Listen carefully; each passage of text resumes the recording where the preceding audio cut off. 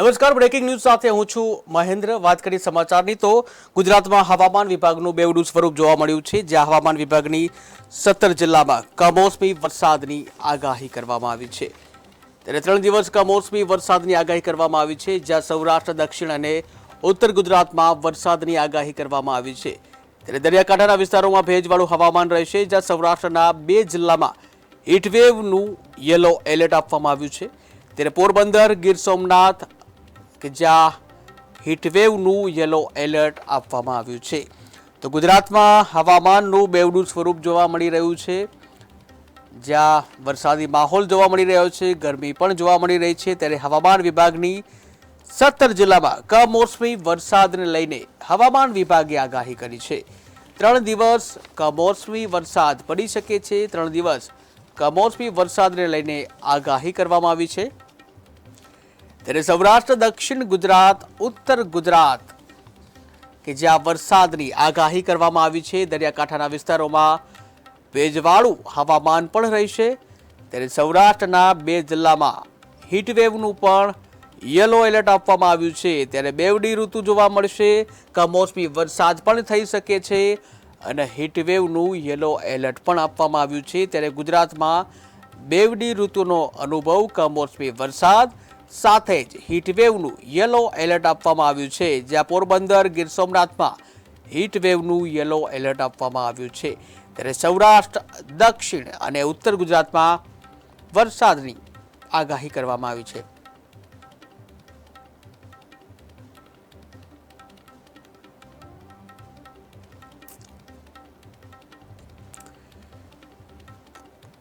તો રાજ્યમાં બેવડી ઋતુ ચાલી રહી છે, રાજ્યમાં બેવડી ઋતુનો અનુભવ થઈ રહ્યો છે।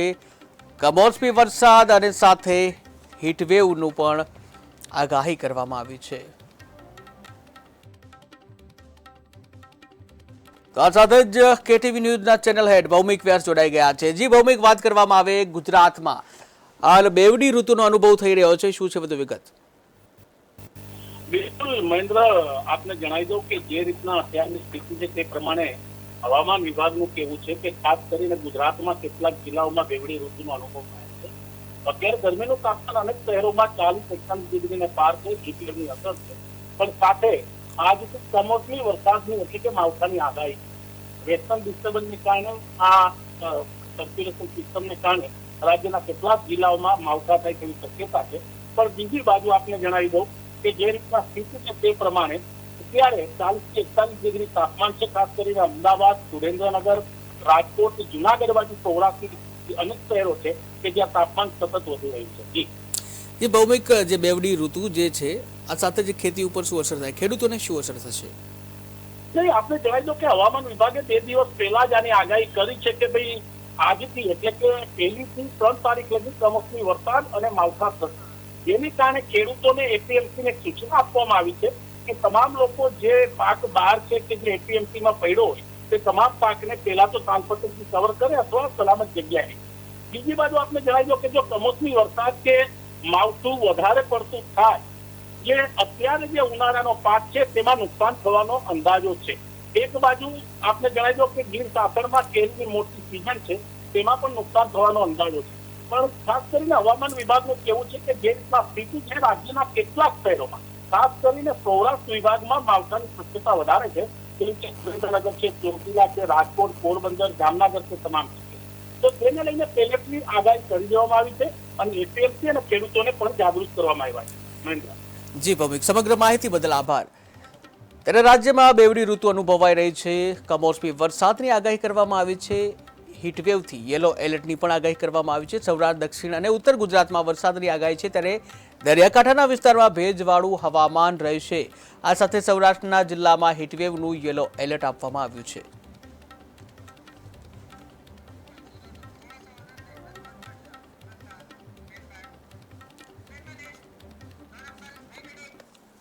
તો સુરતથી મહત્વના સમાચાર સામે આવી રહ્યા છે, જ્યાં સુરતમાં પણ કમોસમી વરસાદનો માહોલ છવાયો હતો।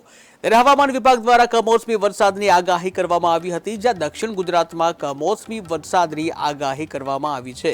ત્યારે ઓલપાડમાં વહેલી સવારે વાદળછાયું વાતાવરણ પણ જોવા મળ્યું હતું।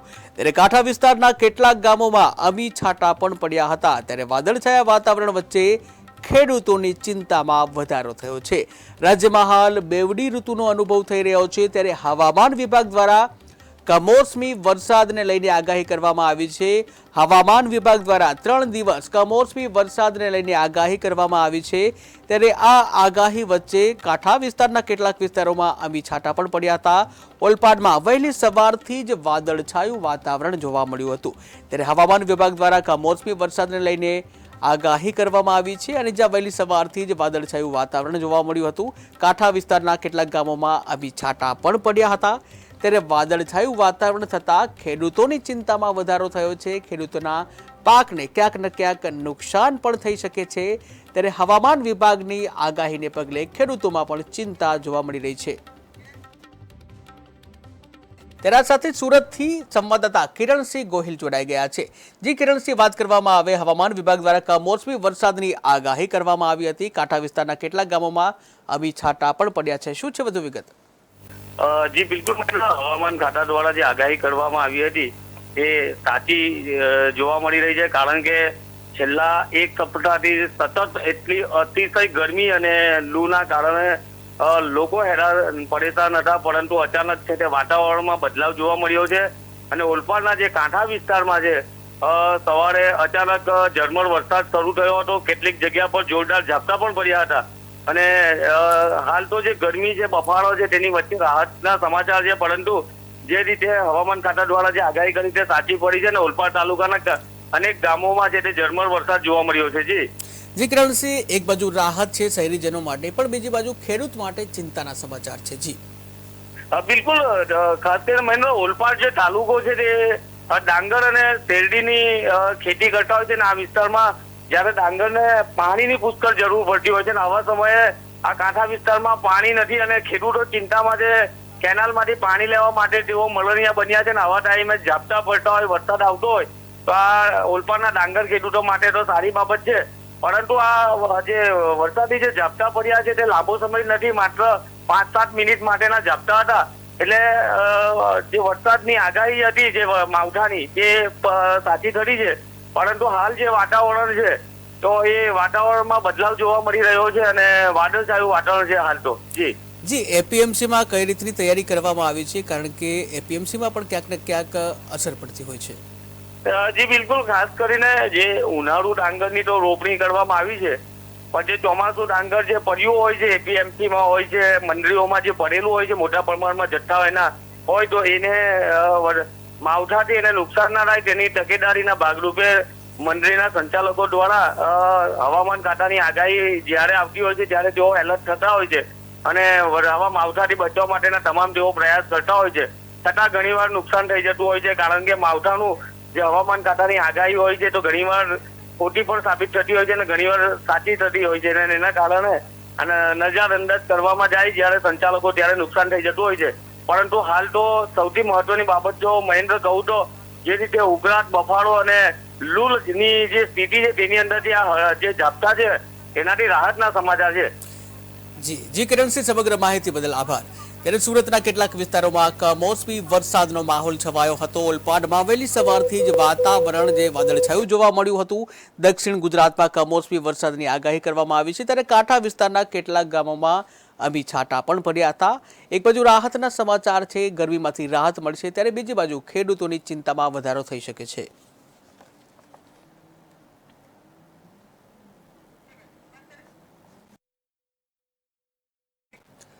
તો વાત કરીએ મહીસાગરમાં, તો મહીસાગરમાં પણ વાતાવરણમાં અચાનક પલટો આવ્યો હતો। કમોસમી વરસાદને લઈને રાજ્યમાં જે રીતે આગાહી કરવામાં આવી છે, ત્યારે મહીસાગર જિલ્લામાં પણ વાતાવરણમાં પલટો જોવા મળ્યો હતો। જે જિલ્લામાં વહેલી સવારથી જ વાતાવરણમાં જે પલટો જોવા મળ્યો હતો, વાદળછાયું વાતાવરણ જોવા મળ્યું હતું, ત્યારે વાદળછાયા વાતાવરણની સાથે ઠંડકનો પણ અહેસાસ થયો હતો। બીજી બાજુ ઠંડા વાતાવરણને કારણે જે વાદળછાયું વાતાવરણ થયું હતું તેને લઈને ખેડૂતોની ચિંતામાં વધારો થયો હતો। ત્યારે માવઠું થાય તો ખેડૂતોના પાકને નુકસાન પણ થઈ શકે છે। રાજ્યમાં હવામાન વિભાગ દ્વારા આગાહી કરવામાં આવી છે। એક બાજુ હીટવેવની આગાહી છે, ત્યારે બીજી બાજુ કમોસમી વરસાદની પણ આગાહી કરવામાં આવી છે। દક્ષિણ ગુજરાત, ઉત્તર ગુજરાત, સૌરાષ્ટ્રમાં આગાહી કરવામાં આવી છે। ત્યારે ખાસ કરીને મહીસાગર જિલ્લામાં વહેલી સવારથી જ વાતાવરણમાં પલટો જોવા મળ્યો હતો, જ્યાં વહેલી સવારથી જ વાદળછાયું વાતાવરણ જોવા મળ્યું હતું। એક બાજુ શહેરીજનો છે, ગ્રામ્યજનો છે, તમામને ગરમીમાંથી ક્યાંક રાહત મળી શકે છે, ઠંડક થઈ શકે છે, પરંતુ ખેડૂતો છે તેઓની ચિંતામાં વધારો થયો છે, કારણ કે ખેડૂતોના પાકને નુકસાન પણ થઈ શકે છે।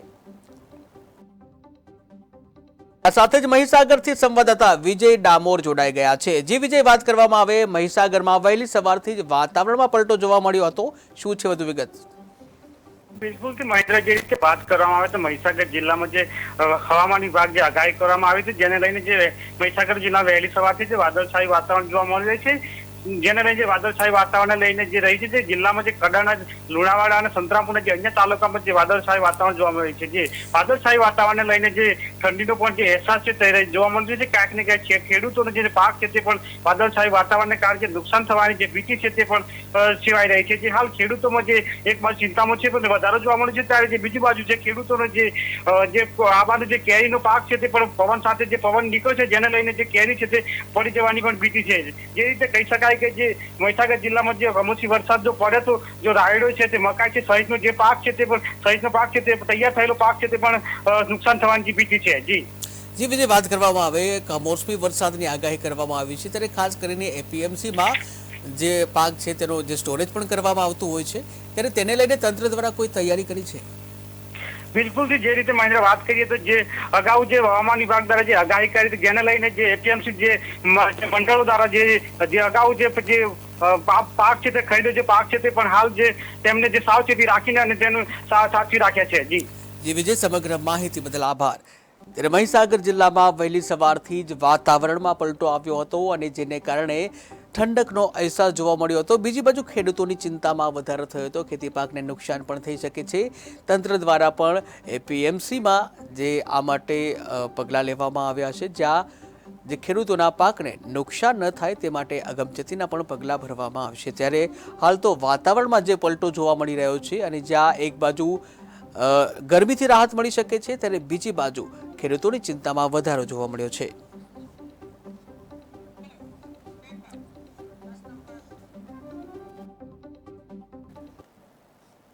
તો વાત કરીએ મહેસાણાની, તો મહેસાણાના ઉચરપી ગામે જે ટ્રેની વિમાન છે એ ક્રેશ થવાની ઘટના બની છે। બ્લુ રે એવિએશન કંપનીનું વિમાન ખેતરમાં પટકાયું હતું, જ્યાં ટ્રેનિંગ લેતી મહિલા પાયલોટ ગંભીર રીતે ઘાયલ થઈ હતી। ટ્રેની મહિલા પાયલોટ સામાન્ય ઇજાઓ જોવા મળી હતી, ત્યારે મહિલા પાયલોટને હોસ્પિટલ ખસેડવામાં આવી હતી। વિમાન ક્રેશ થવાનું કારણ હજુ પણ સામે નથી આવ્યું। ત્યારે મહેસાણાની એક આ દુર્ઘટના બની હતી। મહેસાણાના ઉચરપી ગામ નજીક ટ્રેની વિમાન ક્રેશ થવાની એક ઘટના બની હતી।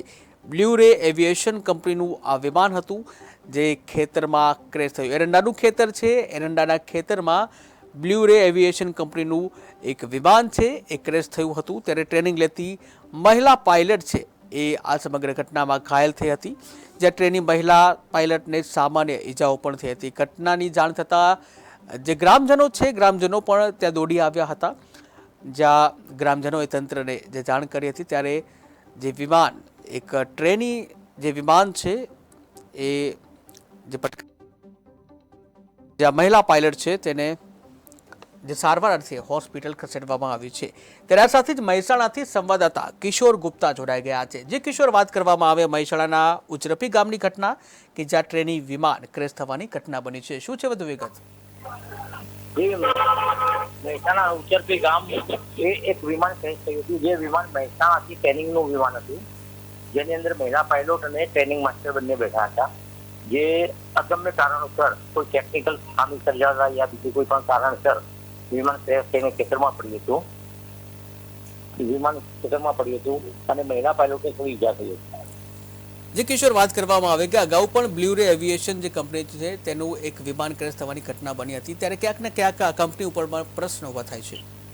આ જેની તપાસ કંપની એવોઇસી જે કંપની છે એની તપાસ કરી રહી છે કે આ બનવાનું કારણ। જી કિશોર, સમગ્ર માહિતી બદલ આભાર। ત્યારે મહેસાણાના ઉચરપી ગામ નજીક એક ટ્રેની વિમાન ક્રેશ થવાની ઘટના બની હતી, જ્યાં ધડાકેભેર વિમાન ક્રેશ થતાં જ મોટો અવાજ આવ્યો હતો અને અવાજ આવવાને કારણે ગ્રામજનો છે એ દોડી આવ્યા હતા, જ્યાં ગ્રામજનોને આશ્ચર્ય પણ થયું હતું। ત્યારે એરંડાનું ખેતર છે, એરંડાના ખેતરમાં વિમાન ક્રેશ થવાની આ ઘટના બની હતી। ગ્રામજનો તરત દોડી આવ્યા હતા। ગ્રામજનોએ મોબાઈલમાં જે વિડીયો કેદ કર્યા હતા, તંત્રને પણ જાણ કરવામાં આવી હતી। ઉલ્લેખનીય છે કે આ જે કંપની છે બ્લુ રે એવિએશન, અગાઉ પણ આ પ્રકારની એક ઘટના બની હતી, વિમાન ક્રેશ થવાની એક ઘટના બની હતી, ત્યારે ક્યાંક ને ક્યાંક પ્રશ્નો પણ ઊભા થઈ રહ્યા છે. ત્યારે હાલ તો આ દુર્ઘટનામાં જે મહિલા પાયલટ છે એ ઘાયલ થઈ હતી અને જેને સારવાર માટે હોસ્પિટલ ખસેડવામાં આવી છે.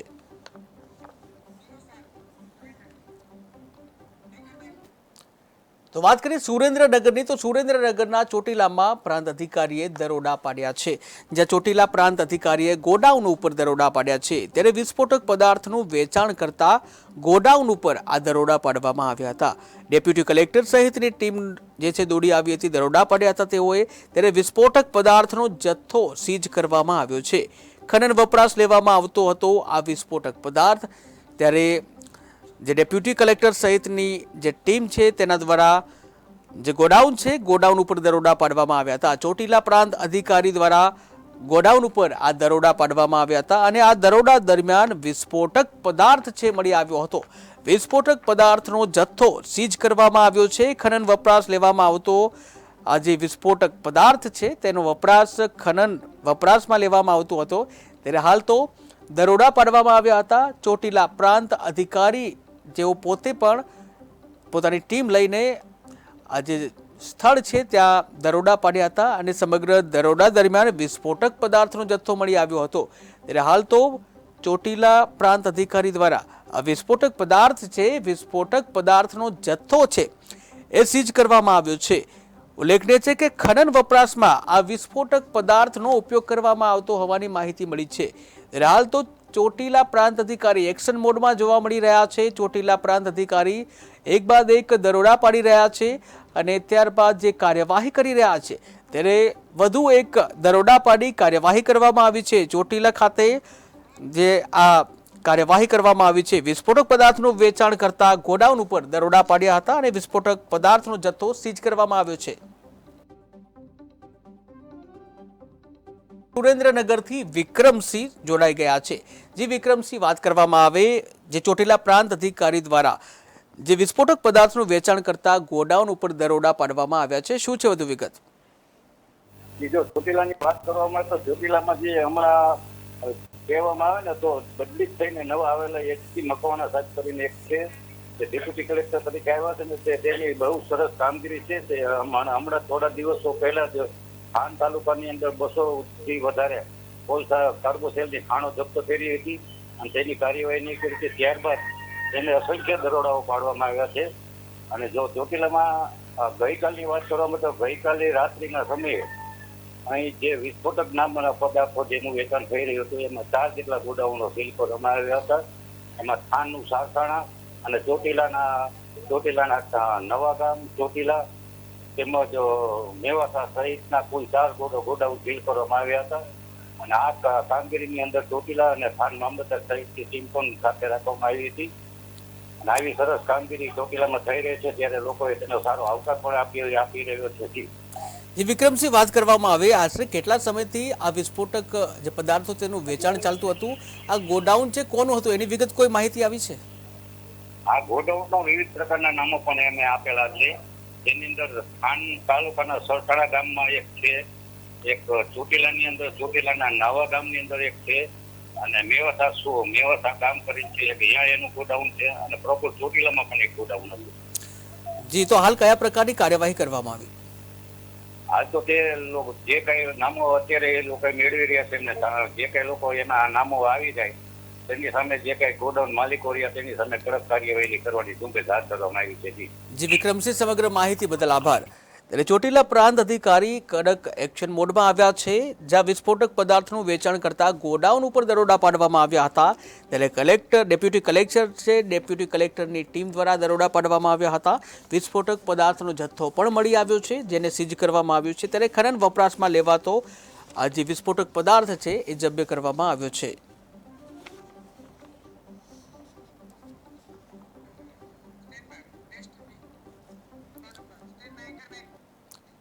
તો તો સરકાર ટ્રાફિક નિયમોને લઈને વધારે સખ્ત બની છે। જ્યાં ટ્રાફિકમાં દંડમાં વધારો કરવામાં આવ્યો છે, ટ્રાફિકના દંડમાં વધારો થયો છે, ત્યારે સરકાર નિયમોને વધુ આકરા બનાવશે। ઈ ચલણ ફક્ત 40% જ ભરતા હોવાથી સરકાર પણ લાલઘુમ બની છે। ત્યારે ચલણની રિકવરી વધારવાના નિયમો સખ્ત કરવાની તૈયારીમાં છે। ત્યારે ઈ મેમોનો દંડ 3 મહિનામાં નહીં ભરો તો લાયસન્સ જપ્ત થશે।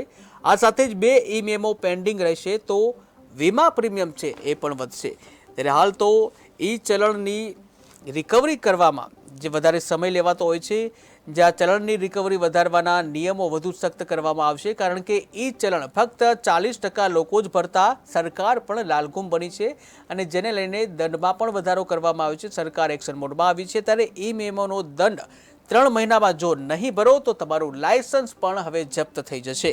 આ સાથે જ 2 ઈ મેમો પેન્ડિંગ રહેશે તો વીમા પ્રીમિયમ પણ વધશે।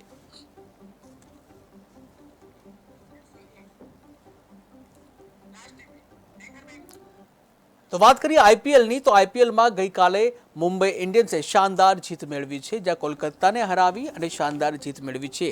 આ મેચમાં 23 વર્ષના ખેલાડીએ મુંબઈને શાનદાર જીત અપાવી છે, જ્યાં અશ્વિનીએ 4 વિકેટ લઈ અને શાનદાર જીત અપાઈ છે। ત્યારે મુંબઈ સામે કોલકાતાની શરમજનક હાર થઈ છે।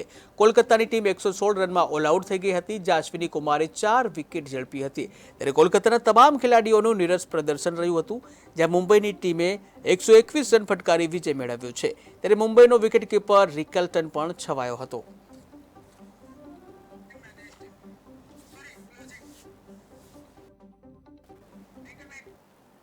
તો બ્રેકિંગ ન્યૂઝમાં હાલ બસ આટલું જ। વધુ સમાચાર માટે જોતા રહો KTV ન્યૂઝ ગુજરાતી। સમસ્યા તમારી, ખબર અમારી। નમસ્કાર।